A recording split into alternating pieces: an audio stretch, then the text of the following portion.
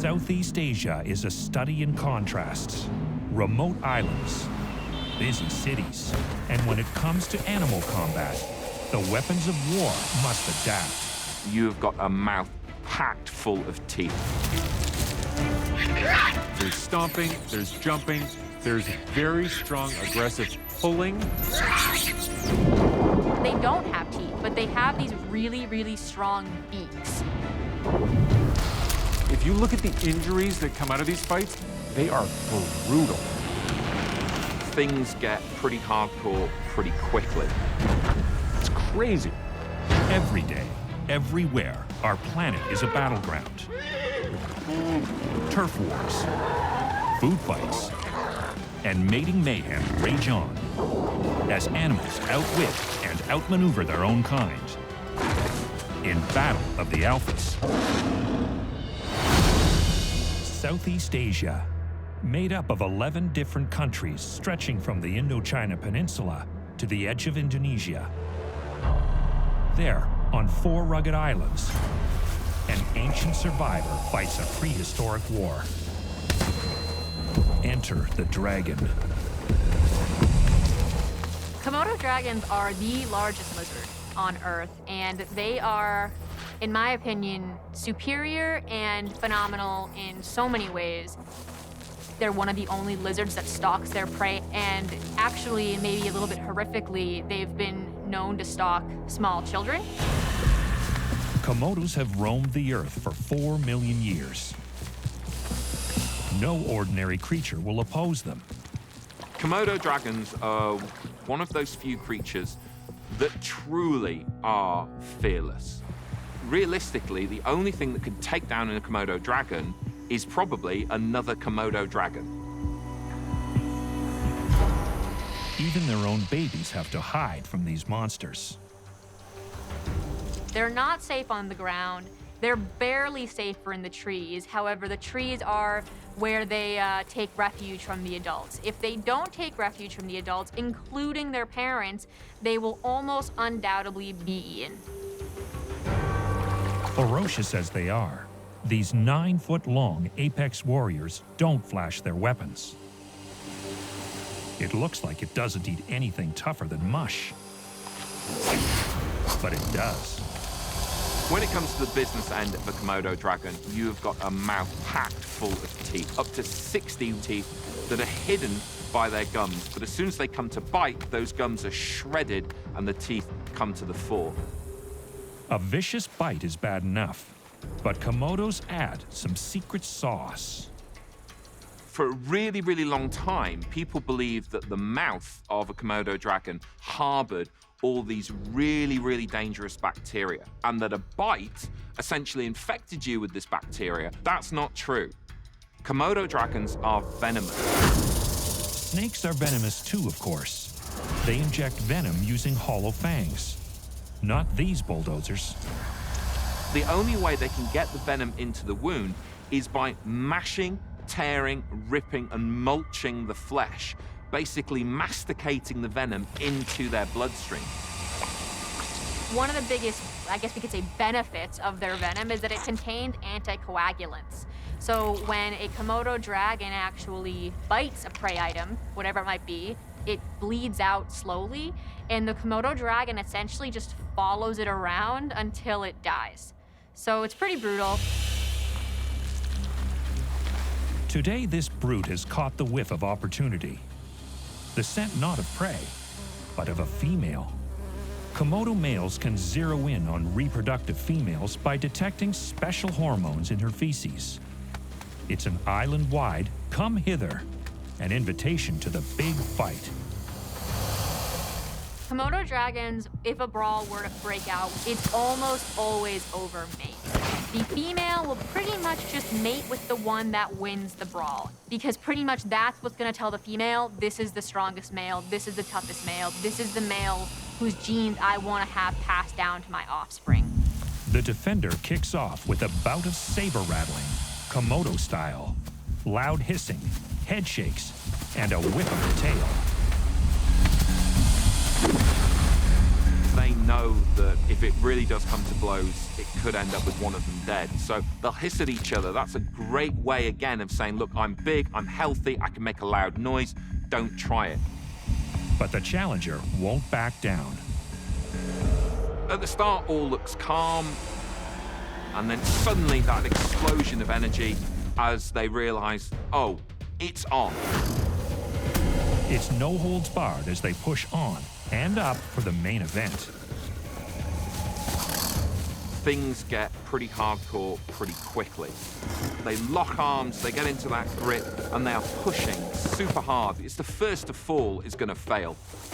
In some cases, they can actually push each other to the extent that one Komodo dragon might be balancing on its tail alone. So the tail is almost like a fifth limb, but that tail is able to support the weight of an entire Komodo dragon. They've got all that strength, all that power. They have got tearing claws that could easily lacerate most other creatures. And they will wrestle, like old school style. The difference, I would say, between when pro wrestlers fight and these two giant male Komodos fight is Komodos have 60 razor-sharp teeth that they will use to bite their opponent.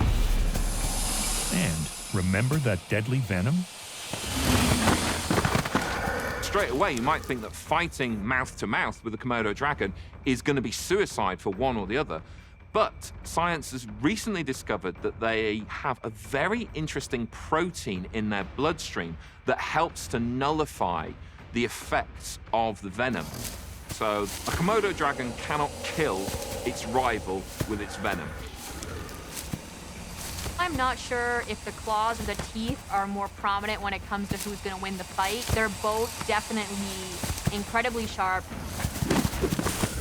After all the biting, clawing, and shoving, one Komodo declares he's had enough, and the champion claims his reward.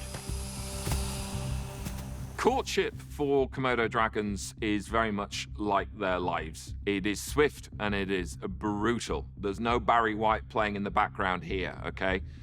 Once a male Komodo has the attention of a female, which is merely designated by the fact she doesn't just run away, as far as courtship goes, it can be some nuzzling, a little bit of scratching. They will quickly mate and then pretty much part ways to never really care about each other ever again. Komodos are fighters, not lovers. That's the way of the dragon.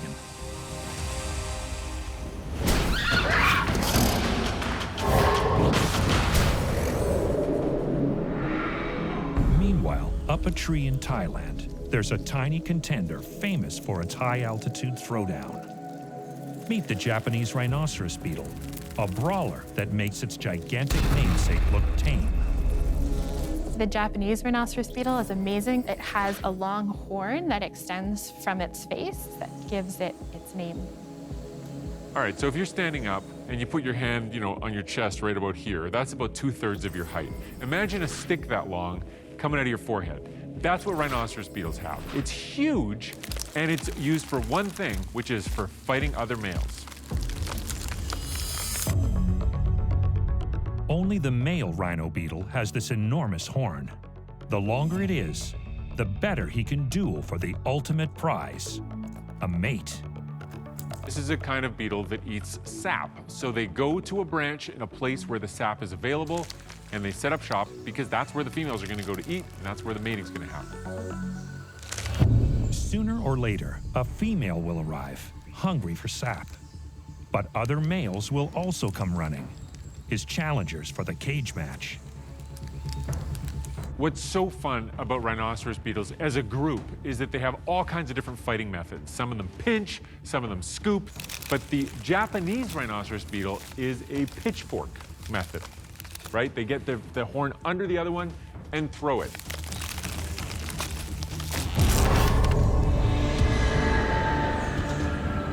And that horn in that species is built exactly for that task. First up, a little guy. No problem there, but the night is young. At one sap site, multiple fights can happen in a night. You might have one male starting off as the owner of that territory, and he might be usurped, and then that male might be usurped. Battle number 2. It's jousting meets tug of war for the win. It's easy to underestimate the intelligence of a beetle. That's fair, but a lot of thinking goes into these fights. I mean, the male has to suss out how big they are, how big that opponent is, and come up with a probability of winning. They start off by facing each other off, sizing each other up. If they decide to fight, then they start to engage. They will kind of tussle and push each other. The next opponent is a worthy challenger. He works to maneuver his horn into just the right position. They kind of bash them together, but one of the things that we often see them do is use their horns to try to get under the other beetle and flip them over, and often they're trying to flip them off the branch. Hooks on the ends of the defender's feet help him hang on. Easy does it. In the pitch of battle, the best thing that males can do is just avoid it being thrown themselves. They use their legs to grasp onto the branch really tightly, and if another male catches them on the side, then they can be punctured. So they try to face each other head on. When a rhino beetle falls off that branch, they can get seriously damaged. I mean, they could break the horn, and if they break the horn, they're not gonna mate this year. I mean, they're done. That raises the question, if they can get hurt in a fall, why don't they just fly?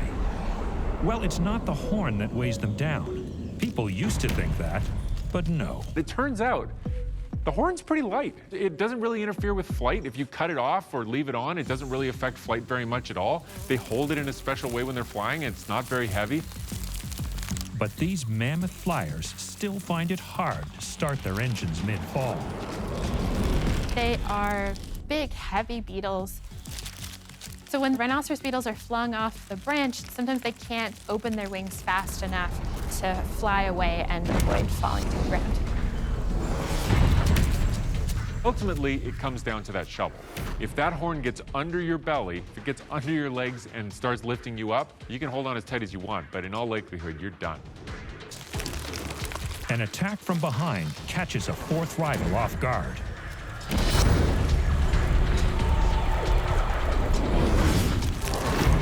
These battles are quite vicious. The horns are actually quite sharp. It can rip the side of the body, it can damage the wings. It's like a gladiator arena in ancient Rome. I mean, it's not just one fight and then everybody goes home. A male might end up having like a dozen fights in a single night. It's crazy. But the defending champion shows his grit.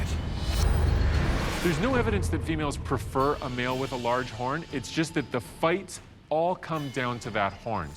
And once the fights are done, whichever male remains is the one that gets to mate with the females. It's a victory as sweet as sap. Not bad for one night's work.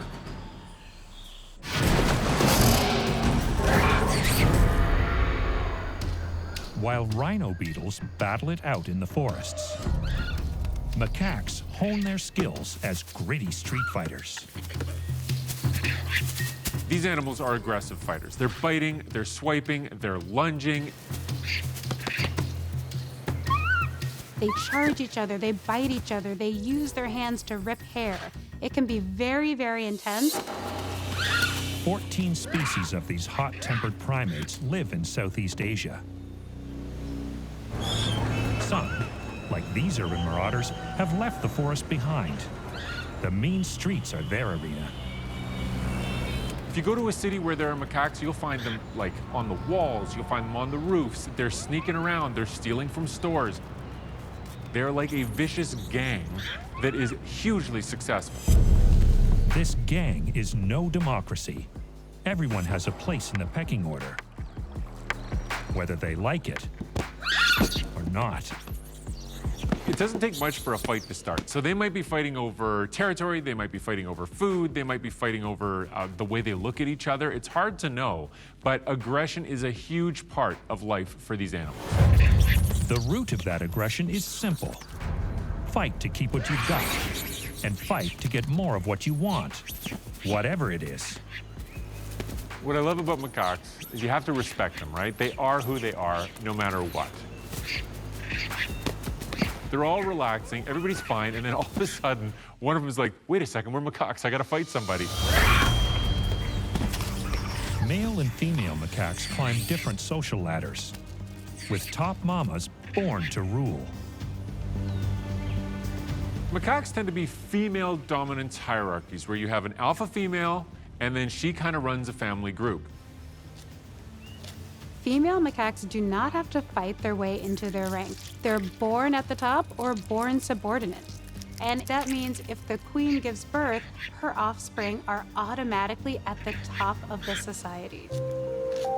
But for the females on the lower rungs, life is walking on eggshells, and making frenemies is a survival skill. It's definitely good to be at the higher ranks of a macaque society. They have better access to food, they're better protected by the rest of the crew. And for the lower ranking females, it's more strategic for them to not fight with their higher ranking members so that they can stay protected as well.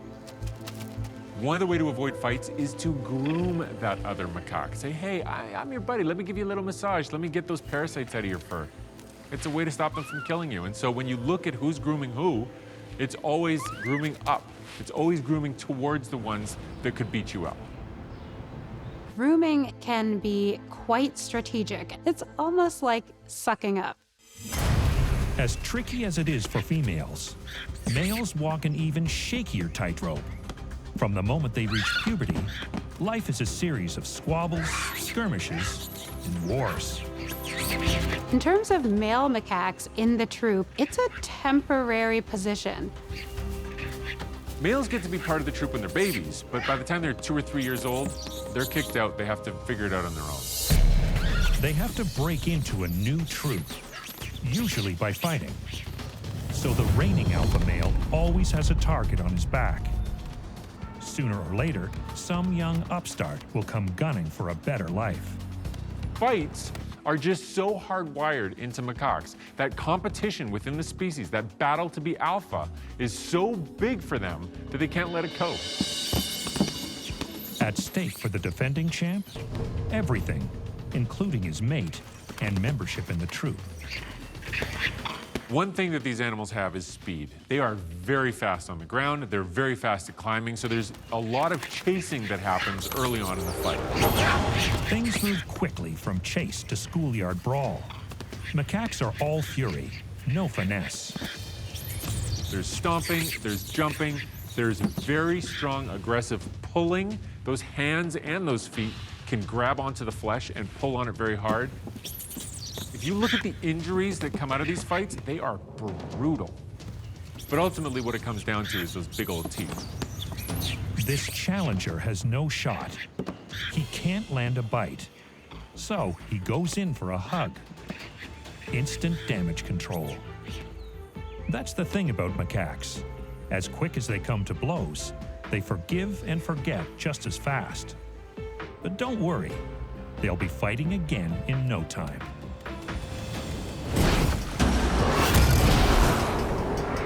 From the urban battlefield to the warm ocean waters of the South China Sea, green sea turtles are swimming in from all directions.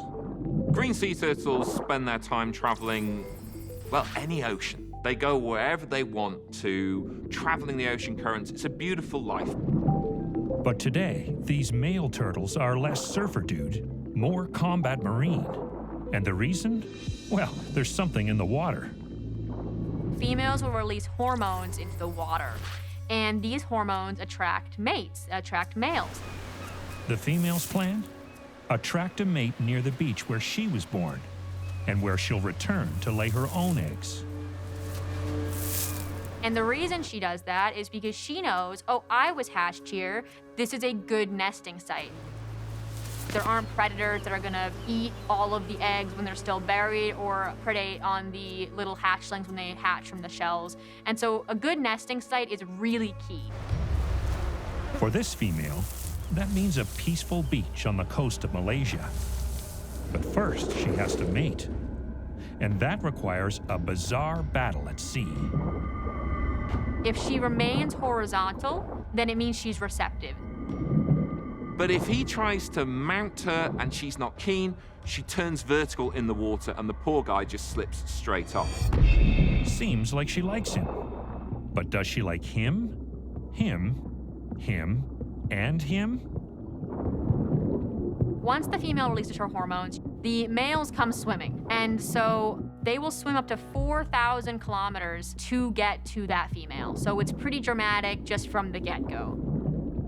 Give the female her credit. She wants to mate with as many males as possible, but she wants the good ones. She wants those fit lads. She doesn't want any stragglers fathering her young.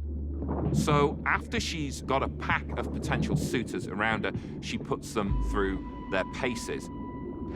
The first male is still clinging tightly to the female's shell. Any other male who wants a shot will have to pry him off. He can hang on for hours, clinging white-knuckled or white-flippered to her back as other potential males come in and start to test his resolve. These 2 or 3 or more males that are not on the female's back are going to start biting the male who's on her back and trying to get him off so that they can mate with the female. He's gonna hold on for dear life. He's gonna hold on for about 24 hours, but in some really extreme cases, up to 119 hours, which is absurd. It is absurd to think that an animal could ever mate for longer than a day, let alone 119 hours. Green sea turtles have a tough 5-foot carapace that acts like body armor. But it doesn't cover his flippers. Now you might be thinking, green sea turtles don't look like they have teeth, and they don't have teeth, but they have these really, really strong beaks. With those razor-sharp beaks that are like underwater scythes that are capable of chewing through jellyfish and cropping seagrass, they start biting at the nearest, tenderest parts they can reach. That's his tail, the back end of his flippers, even his genital opening. It cannot be nice. And so it really becomes a test of endurance. Can he hang on to the female long enough to fertilize all of her eggs? This is no fair fight. These guys are piling on the pressure. We end up actually having this pancake effect, I guess you could call it, with the female and then a male and then maybe another male, and in some cases, a third male here. You get males attaching to other males. You get males trying to force underneath. The whole thing is a real mosh pit of, well, sex. The sex-obsessed males aren't concerned that at the bottom of this melee, the female is in trouble. She needs to get to the surface to breathe. Green sea turtles can remain underwater for about 4 hours. That's if they're just, relaxed, swimming gracefully, nothing's going wrong. But if you have this brawl of male sea turtles all on top of her back, she needs air a lot more frequently than 4 hours at a time. Sometimes this pile of love and goodness and amour can end badly, and a female can be so mobbed by potential suitors that she'll actually drown. Desperate for a breath, she turns and flips to shake off her extra admirers. The physicality of it all becomes such an exhausting effort for not only the males, but the female to endure. And so it's a really, really physical process, a very tough process, and a very brutal fight.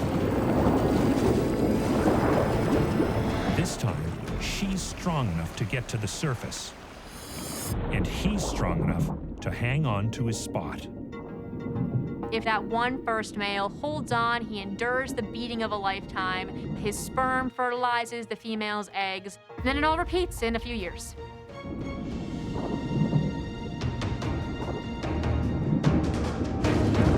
Whether it's a deep water melee, a high-altitude cage match, or a street fight between thugs, diverse arenas sculpt the weapons and tactics of combat. Winners will pass on their genes to a new generation. in the battlefields of Southeast Asia.